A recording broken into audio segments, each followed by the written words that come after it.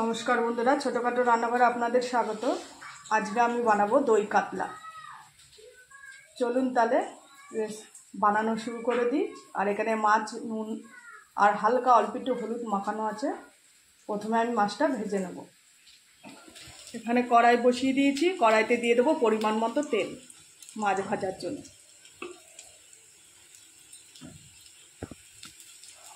তেলটা গরম হলে মাছগুলো ভেজে নেব।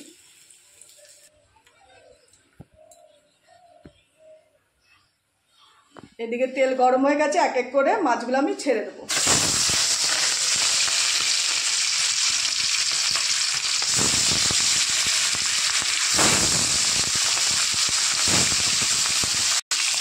মাছগুলো দিয়ে দিয়েছি, এবার মাছগুলো ভালো করে কড়া করে ভেজে নেব।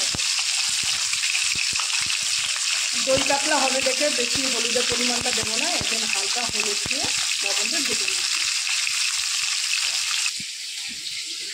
এখানে কাজু বাদাম, চালমগজ আর পোস্ত আছে, আমি ভিজিয়ে রেখেছি, এটা বেটে নেব।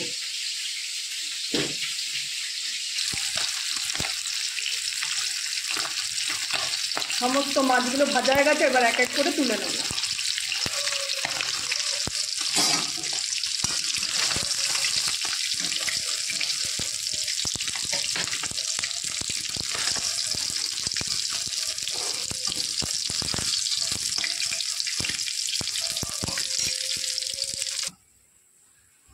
সমস্ত মাছ ভাজা আমি তুলে নিয়েছি।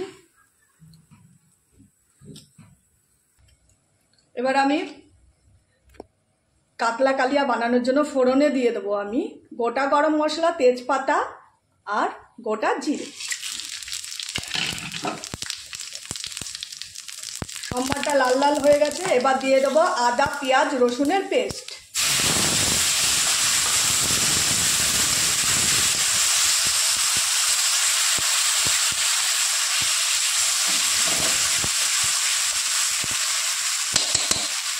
আদা, পেঁয়াজ, রসুনের পেস্টটা ভালো করে আমি কষিয়ে নেবো। যতক্ষণ কাঁচা গন্ধ না বেরোবে ততক্ষণ আমি কষিয়ে নেব।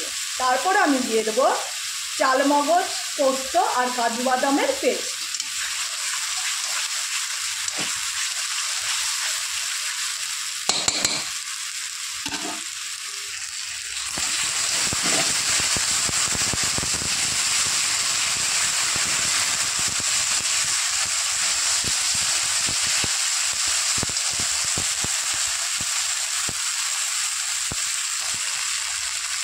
আদা, পেঁয়াজ, রসুনের পেস্ট ভালো করে আমি কষিয়ে নিয়েছি মশলাটা। এবার দিয়ে দেবো পোস্ত বাটা, কাজু বাদাম বাটা আর চালমগজ বাটা।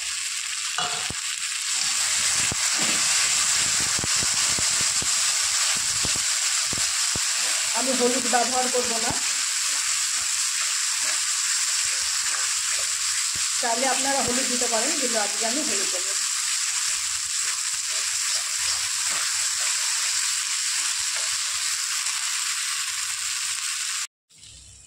এবার দিয়ে দেবো পরিমাণ মতো লবণ আর দিয়ে দেবো টক দই।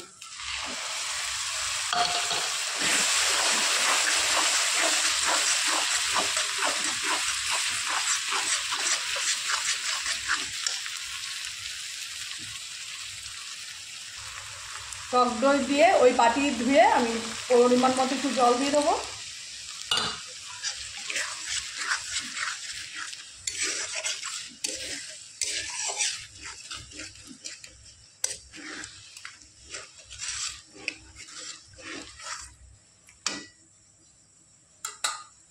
ঝোলটা ফুটে আসলে এক এক করে মাছগুলো দিয়ে দেবো।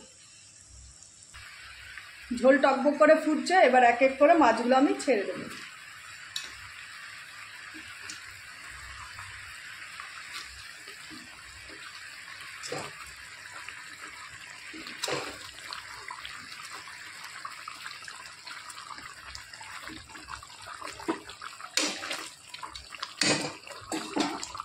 এবার দিয়ে দেবো 4-5টা কাঁচা লঙ্কা।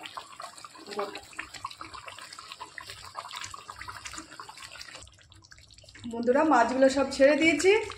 এবার নামানোর আগে দিয়ে দেবো একটু সামান্য গরম মশলার গুঁড়ো, সামান্য পরিমাণ একটু দেবো।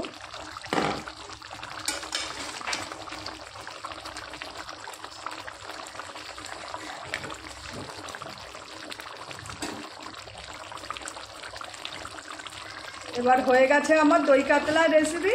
এবার আমি গ্যাসের ওভেন বন্ধ করে নামিয়ে নেব। বন্ধুরা, এই হচ্ছে আজকে আমার দই কাতলার রেসিপি। যদি রেসিপিটা ভালো লেগে থাকে একটা লাইক কমেন্ট শেয়ার করে দেবেন আর চ্যানেলটি সাবস্ক্রাইব করে দেবেন। নমস্কার। আর এই গরমে সবাই ভালো থাকবেন, সুস্থ থাকবেন।